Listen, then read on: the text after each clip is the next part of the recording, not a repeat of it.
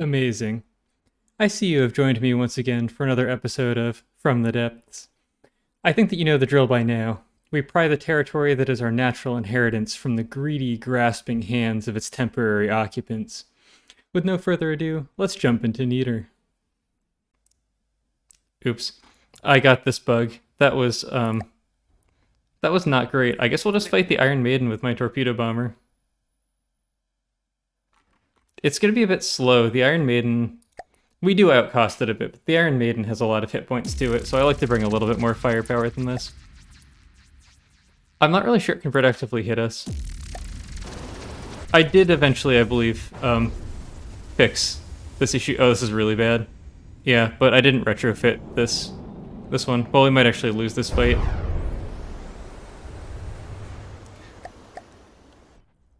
I had seen this issue with the craft before, where these azopods spawned in at an undesirable angle, and then I did fix it in the designer mode, and I guess just forgot to fix this guy. I've never actually seen it cause a splashdown before, though. The AI has never failed to figure out how to roll the craft upright in all the times I've ever seen it. I'm gonna have to remember to retrofit this afterwards, though.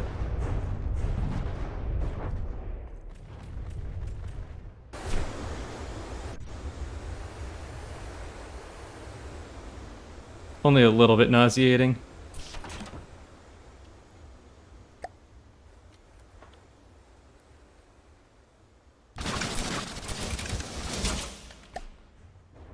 I should probably just watch the enemy instead. I want to find my staggered fire add-on and bump my missile intervals up a little bit so that I don't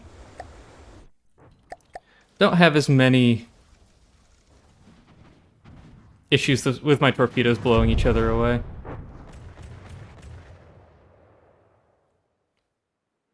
Well, it looks like it's missing propellers. So despite the fact that we're floating upside down in the water, the Iron Maiden isn't really going to be able to do much against this. So we'll just wait, we'll slowly kill it. If we don't actually... Oh, actually it rotated so it can shoot us now. We're gonna start taking damage. That's if we don't kill ourselves with our large torpedoes, which may not actually be able to successfully launch from us while we're turtled. However, we are also moving slowly, so we may keep sufficiently astern. This is a bit better. These are staggered enough that they're not forcing huge numbers of misses anymore. We are going to lose that as soon as I retrofit, though.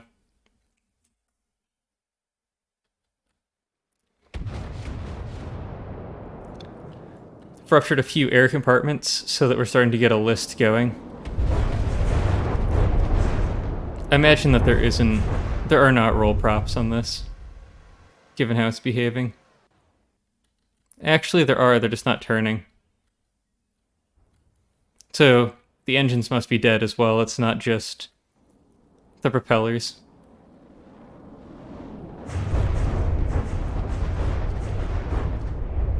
Yeah, the fights with the Iron Maiden tend to go like this because it just has too many hit points. Too much effective health. Also, the fact that we're not getting the large torpedoes incoming is making this take a bit longer. They're a pretty significant portion of our firepower.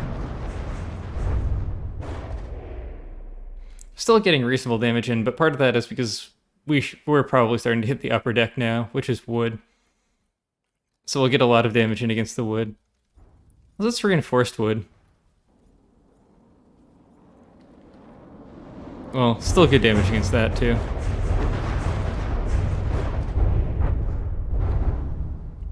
Those are some big torpedo hits, and this is starting to get a bit more exposed, so there's some slightly more juicy components in here. Unable to maneuver correctly, possibly due to damage. You don't say.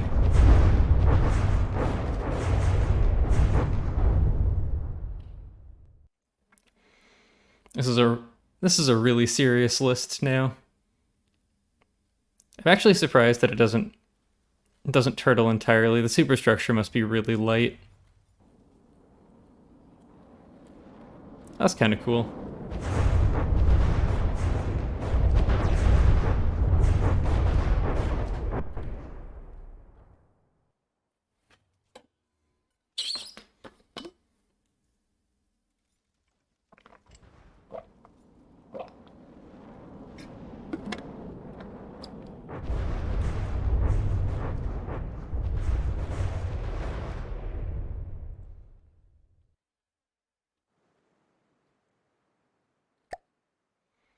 Down to 66% with no scuttle settings. This takes a long time.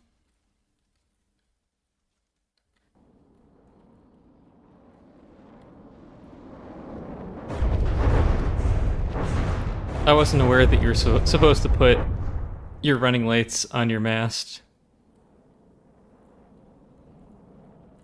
Or at least not your port and starboard ones. You can put your all-around light here, although this vessel's a little bit too large to have an all-around light, which might be what this radar is passing itself off as.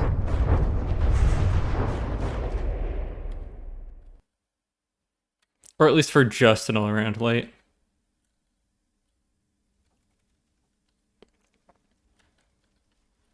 There we go.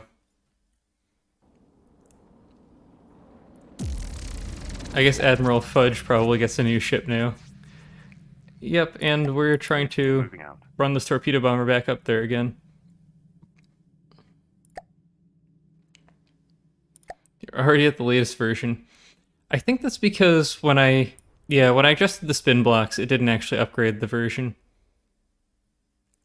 Well, I'm just going to deal with it the way that it is for now. Listening. May have a few more fights like this. I'll try to spawn it in a little bit higher. Hope that it doesn't encounter these issues quite so badly in the future.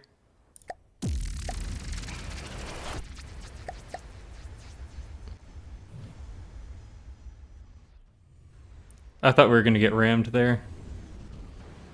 We might not have enough LAMS nodes. Or maybe it's just not even worth trying to maintain the LAMS power. We probably ruptured a little bit of a buoyancy tank there. I did fix the failsafe issue, but we still do shoot ourselves a little bit sometimes.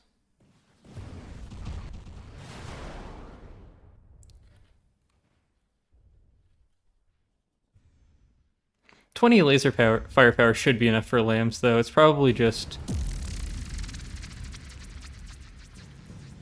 due to depleting the laser reserves too badly. Listening. Still seems to be functioning well enough, though. Moving out. Alright, the Saber is coming in. We might not be its target, but we're still going to have to fight it. I'd rather have something Receiving. Moving now. Listening. with a little bit more armament to fight it off. Falcon Squadron. Well, this is a lot to fight off a Falcon Squadron, but we can't just not kill it. I should probably have not spawned all of these in, so that I could guarantee that I'd still have one on the resource zone.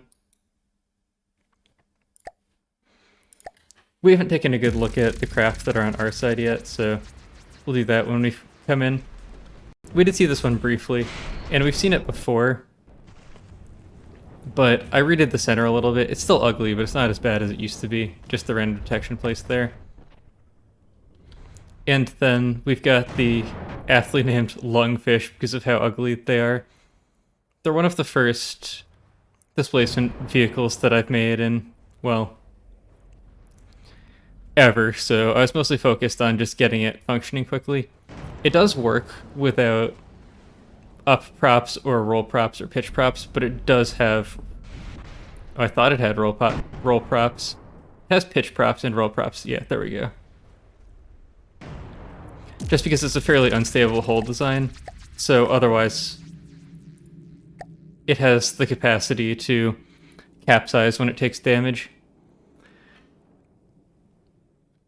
The elephant is sufficiently stable that it doesn't particularly worry me, so I didn't bother giving it any underbelly propellers at all.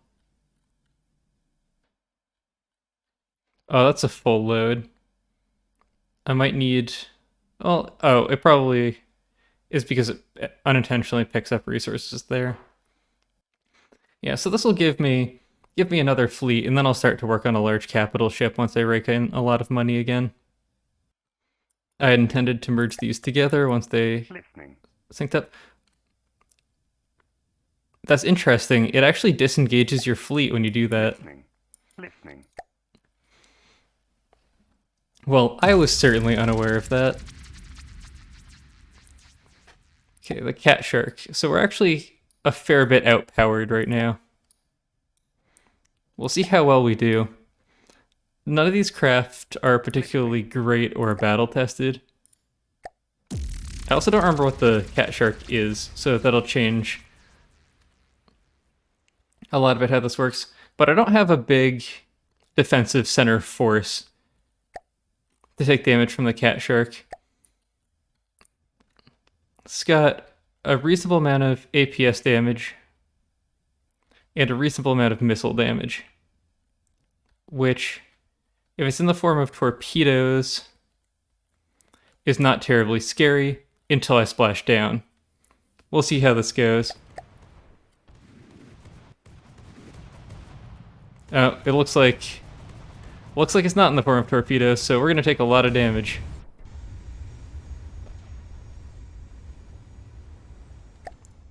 Or something's gonna take a lot of damage. The beetle can probably tank it better, actually.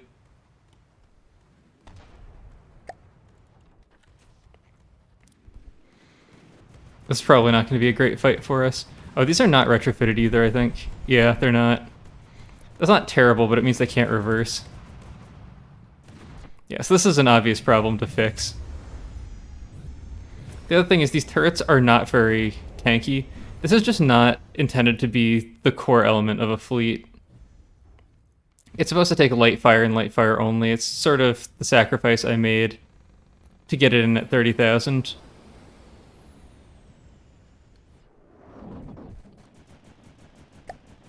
We still did some damage to the cat shark, and we still have 2 beetles around for a while now, but their missiles aren't doing much damage because of the lambs. And unfortunately, our top turret isn't active, so we're doing almost no laser damage. Oh, the shields are not great for us either. So yeah, this is just really not what we're built to fight with any of these vehicles. They're all supposed to fight very early game craft. And the cat shark is just a little bit too big and a little bit too heavily armed.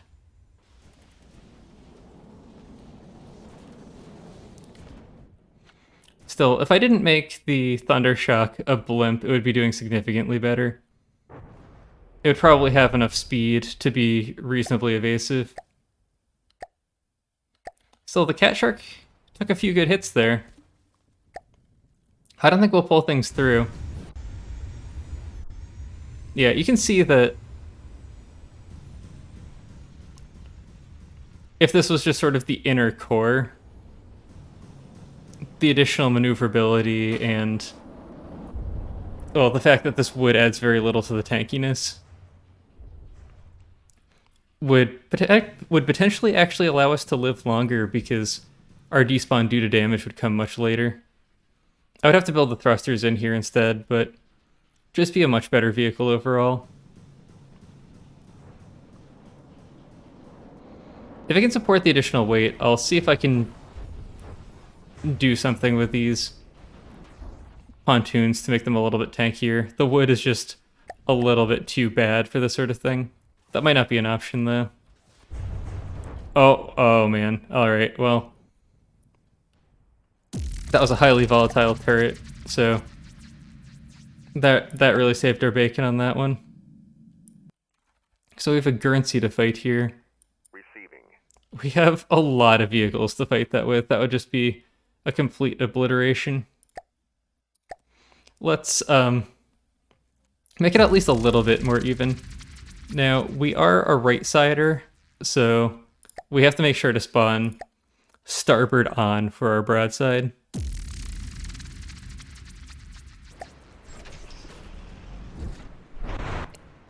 Oh, and there's our broadside.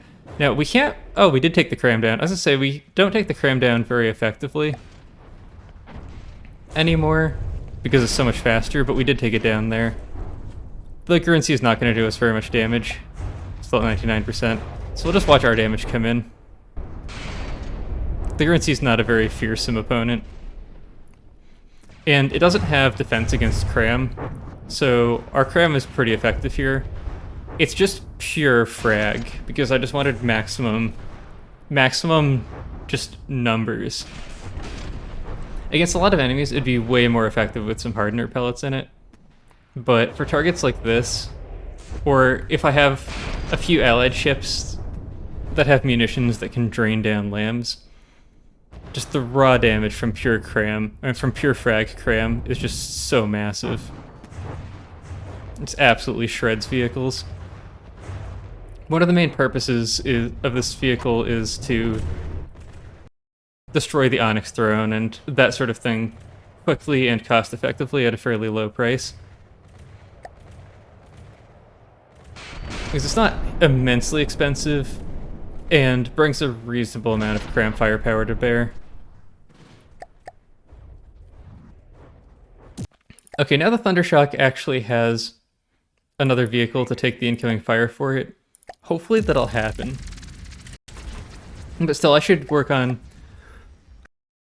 improving the resiliency of the Thundershock without sacrificing its price point too much.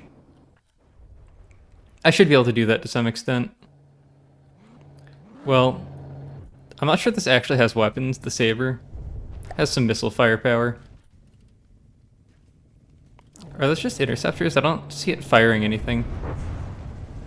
That's a lot of interceptors.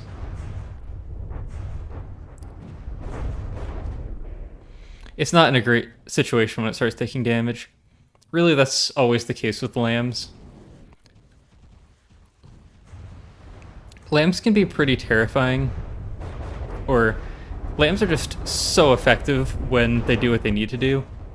But once you start getting through them, and the lamb system becomes a little bit crippled, or you desaturate it, they start becoming very ineffective. So it's really an all or nothing sort of defensive mechanism, at least in a lot of fights.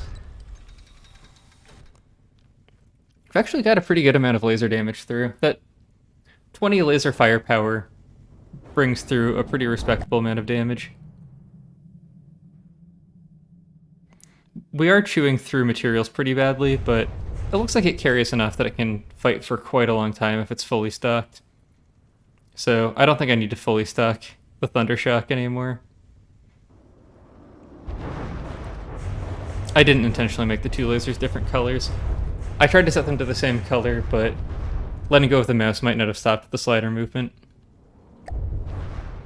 Alright, it looks like the Saber is going to despawn to low health pretty soon. I do like the idea here. It's very difficult to make a carrier or fleet-based vehicle work pretty well. By being incredibly defensive and trying to protect the drones that it launches is probably the best way to do things, but we have a vehicle that prioritizes the drones and bypasses the lambs, which kind of just defeats the purpose of the Saber. And I don't think the drones themselves are strong enough to make the Saber actually functional the way that it needs to be. Man, this is a lot of stuff coming in.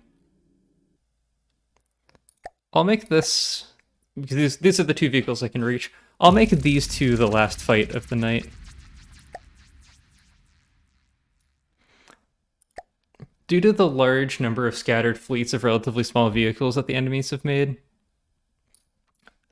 this is, I think, going to be how a lot of these days are going to go. It's going to be a lot of small scattered battles. And I'm going to try to use smaller vehicles myself for the most part so that I don't just outpower them. Because, you know, if I was using something like the Raw that I was before, even against heavily smoked enemies, it would just tear them in half before they got their smoke defenses up. And it wouldn't make for very good content. It would kill the coffin nail in, I don't know, what, a quarter second? That's a big piece of steam equipment there. I wonder where the Deepwater Guard found that. Well, the coffin nail actually lasted for quite a bit longer than I thought it would. And there we have it. I said the last fight of the night. Just one more, just one more. Until their friends carry them out or something. I don't know.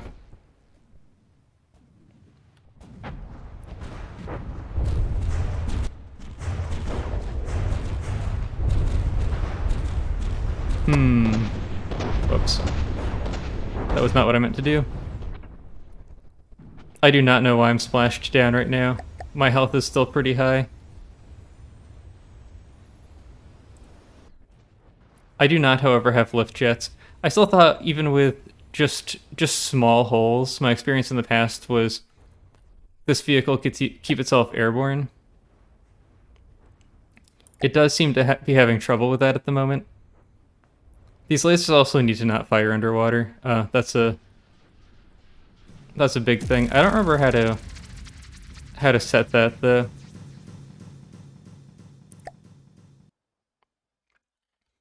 The other thing is because it uses thrusters only on the bottom to maintain roll, when it splashes down, it'll just have one side that's continuously up. This did splash down with a very low amount of damage though. So I don't want to bring the cost up that much, but I may see if I can shrink the amount of space dedicated to... it actually lost 3 different containers. That actually makes some amount of sense. I might see if I can shrink the space dedicated to flotation and give it some slightly tougher armor. Just for the cost, I can't really justify heavily armoring this flotation space. It'll just make this vehicle way too expensive. I might just have to give up on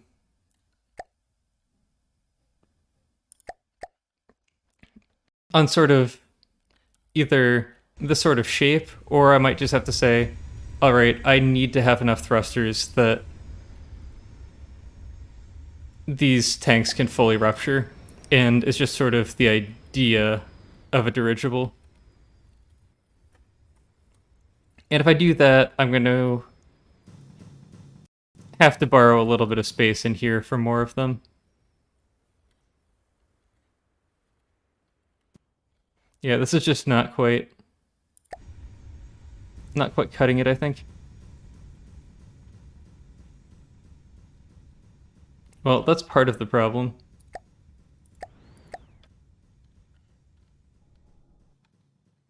I must have only fixed this on one side.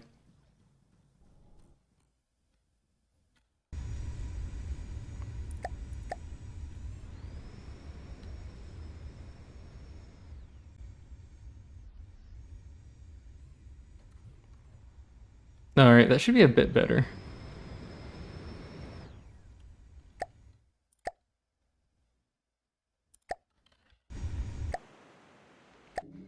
But yeah, I'm still before the next episode. Oh, I need to get this up to full speed before I resave it. I'll do a little bit more work now that I've battle tested this more, and then go and put fixed versions in the campaign. I believe that is enough from the depths for one video. Thank you for watching. If you enjoyed the video, feel free to hit one of the dopamine buttons down below. I hope to see you again soon.